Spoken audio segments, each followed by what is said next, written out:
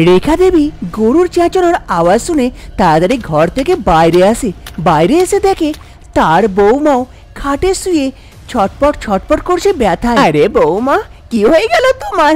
ওইদিকে গরুটাও চেঁচাচ্ছে আর এইদিকে তুমিও ছটপট করছো।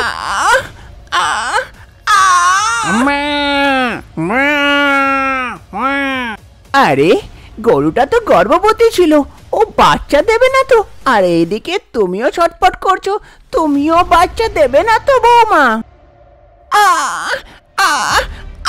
আরে দাঁড়াও বৌমা, আমি সাহায্য করছি। জোর লাগাও বৌমা, জোর লাগাও একটু, এক্ষুনি বাচ্চা হয়ে যাবে। জোর লাগাও। এইদিকে রেখা দেবীর বৌমা আশা এক বাচ্চাকে জন্ম দেয়, কিন্তু সে মানুষের না, গরুর বাচ্চা ছিল। তা দেখে শাশুড়ি মা অনেক আশ্চর্য হয়ে যায়। আরে বৌমা, তুমি মানুষ হয়ে গরুর বাচ্চাকে জন্ম দিলে?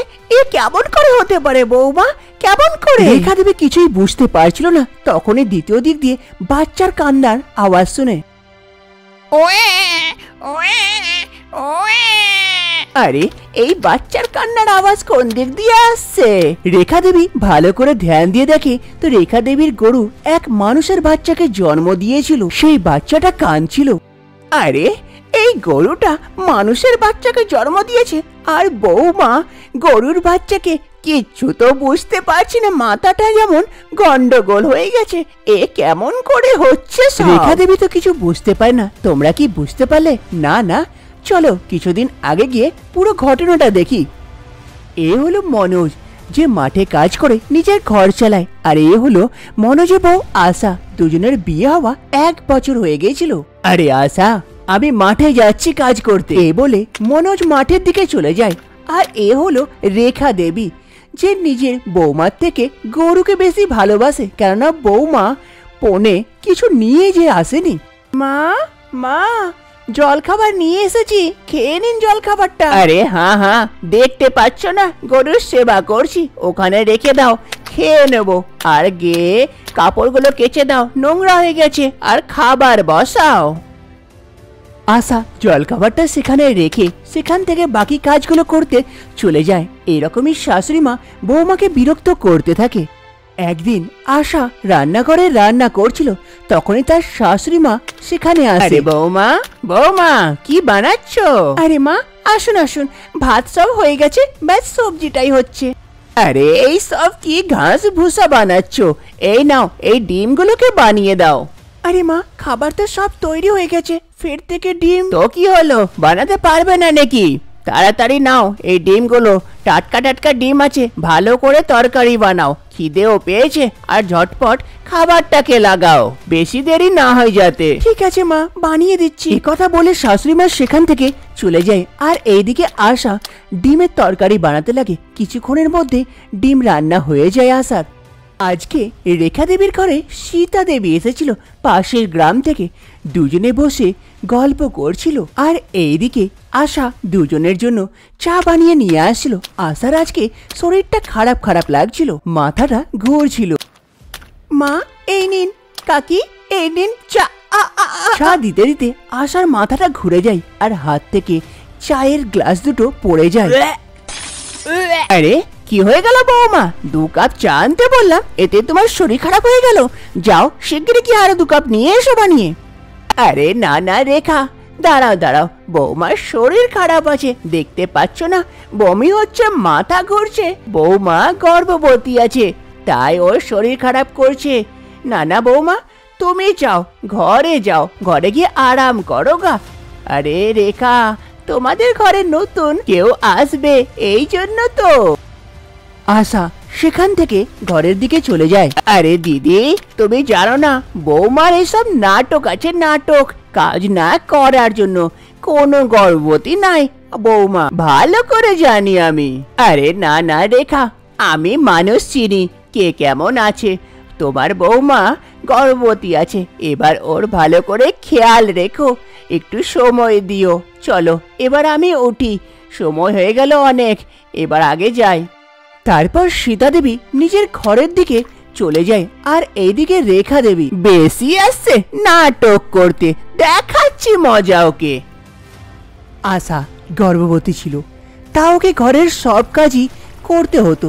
আজকে নদীতে বসে কাপড় কাচছিল, তার চোখ থেকে জল পড়ছিল, তাও কিচ্ছু করার ছিল না। আর এইদিকে তার শাশুড়ি মা গরুটাকে সবুজ সবুজ ঘাস খাওয়াচ্ছিল। এই নে রমা, ঘাস খা, ওই ঘাসগুলো শুকিয়ে গিয়েছিল, এই জন্য টাটকা টাটকা তোর জন্য ঘাস এনেছি। তুই তো আমার সুখের দুঃখের সাথী রে, আর কেউ নাই, সব পর। এইদিকে আসা কাপড়গুলো কাচার পর শুকাবার জন্য রোদে দিচ্ছিল, আর নিজের শাশুড়ি মাকে দেখে দেখে মনে মনে ভাবছিল, হায় রে আমার কপাল, আমার শাশুড়ি মা সেই জানোয়ার গরুটাকে কত ভালোবাসে, সেই গর্ভবতী বলে ওকে সবুজ সবুজ ঘাসও খাওয়াচ্ছে, আর আমি এদিকে আমার কপালই খারাপ যে আমাকে ভালোবাসা তো দূরের কথা, দু কথা ভালো করে বলে শুদ্ধ না। এখানে আমি গরুর মতো চাকরের মতন খাটতে থাকি। এরকমই সময় ব্যতীত হতে লাগে। একদিন সকাল সকাল আসা ঘাস নিয়ে গরুটার কাছে আসে। এই নাও গৌমাতা, এই ঘাসটা খেয়ে নাও, তোমার ঘাসগুলো শুকিয়ে গেছে, এই সবুজ সবুজ ঘাস এনেছি তোমার জন্য। তুমিও তো গর্ভবতী, তোমারও খিদে পাবে, কিন্তু তোমার খেয়াল রাখার জন্য সবাই আছে গো, আমারই কেউ নেই। তোমাকে তো শাশুড়ি মা খুব ভালোবাসে, কিন্তু দেখো আমার সঙ্গে ভালো করে কথাও বলে না। আমার কপালটাই খারাপ, পোড়া কপাল নিয়ে জন্ম নিয়েছি তো, তাই এইরকম দিন দেখছি গো। কি করবো আর বলো, এ কপাল নিয়ে জীবনটা কাটাতে হবে এবার। শাশুড়ি মাও সব সময় গরুর মতন কাজ করাতে থাকে, কিন্তু দুমুখ ভালো করে কথাও বলে না। কাজ কি আমি তোমার জায়গায় হতাম গো, তাহলে কমসে কম শাশুড়ি মার ভালোবাসা তো পেতাম। আর কি করব বলো, কপালে যা আছে সেটা তো ভুগতেই হবে। আশা সেই গরুটার সঙ্গে নিজের দুঃখের কষ্ট বলছিল, তখনই সেদিকে দেবীমা প্রকট হয়। আরে বেটি, সব কথা শুনলাম তোমার, তোমার অনেক কষ্ট, অনেক দুঃখ, তুমি শাশুড়ি মার ভালোবাসা পাও না। যাও, আমি তোমাকে আশীর্বাদ করছি যে এবার থেকে তোমার শাশুড়ি তোমাকে ভালোবাসবে। তুমি সেই গরুটার জায়গায় বদল হয়ে যাবে তোমার শরীর, এবার থেকে সবকিছু সেটাই হবে যেটা তুমি চাইছিলে, তোমার স্বপ্ন পূর্ণ হোক। দেবীমা সেই দিক দিয়ে যাচ্ছিল, আর আশাকে এই আশীর্বাদ দিয়ে সেখান থেকে চলে যায়। কিছুক্ষণের মধ্যেই আশা এক গরুতে পরিণত হয়ে যায়, আর সেই গরুটা আশাতে দুজনার শরীর পরিবর্তিত হয়ে যায়। তা দেখে দুজনাই এক দুজনাকে দেখে আর আশ্চর্য হয়। আশা বলতে চাইছিল কিন্তু বলতে পারছিল না, কেননা সে গরুতে পরিবর্তিত হয়ে গেছিল, আর যে আশা হয়েছিল সে তো বলতেই জানতো না। আরে এবার আমি কি করব, কিছু বলতেই পারছি না তো, আমি তো গরু হয়ে গেছি, কিছু বলবার চেষ্টা করছি তো হাম্বা হাম্বা বেরোচ্ছে। এবার কি করব, কেমন করে থাকবো, এবার আমার কি হবে? গরুটার আওয়াজ শুনে রেখা দেবী তাড়াতাড়ি সেখানে এসে পড়ে। আরে রমা, কেন চাচাচ্ছিস রে? আরে আশা, তুই কি আমার সেই গরুটাকে বিরক্ত করছিস? তুই এখানে কি করছিস? যা শিগগিরই এখান থেকে চলে যা, ঘরের এত কাজ পড়ে আছে আর এখানে বসে আছে। আরে রমা, কেমন আছিস? ও খিদে পেয়েছে নাকি?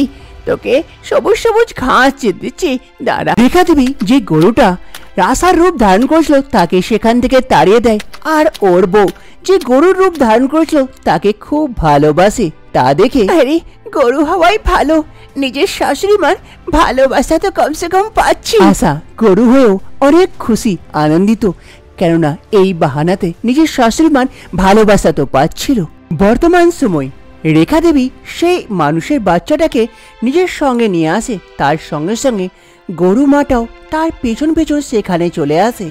রেখা দেবী তো কিছুই বুঝতে পারে না, তখনই সেখানে মনোজ আসে। আরে মা, মা আমার বাচ্চা হয়েছে গো। আরে গরুটারও বাচ্চা হয়েছে, ভালোই হলো, দুটোই বাচ্চা একই দিনে হয়েছে। আরে মনোজ, দুটোই বাচ্চা একই দিনে হয়েছে, কিন্তু একটু উল্টো পাল্টা হয়ে গেছে, যার জন্য কিছুই বুঝতে পারছি না। উল্টো পাল্টা মানে কি বলতে চাইছো? আরে বেটা, বৌমা সেই গরুর বাচ্চাটাকে জন্ম দিয়েছে, আর এই গরুটা এই মানুষের বাচ্চাটাকে কিছুই বুঝতে পারছি না। এক মানুষ এই গরুর বাচ্চা কেমন করে জন্ম দিতে পারে, আর গরু হয়ে মানুষের বাচ্চা এ কেমন করে হয়ে গেল? আরে মা, এ কি বলছো? এ কি হতে পারে নাকি? এ কি সম্ভব? আরে তোকে লাগছে আমি মিছে কথা বলছি, তো বৌমাকেই জিজ্ঞেস করে দেখ। হ্যাঁ হ্যাঁ, সেটাই ভালো থাকবে।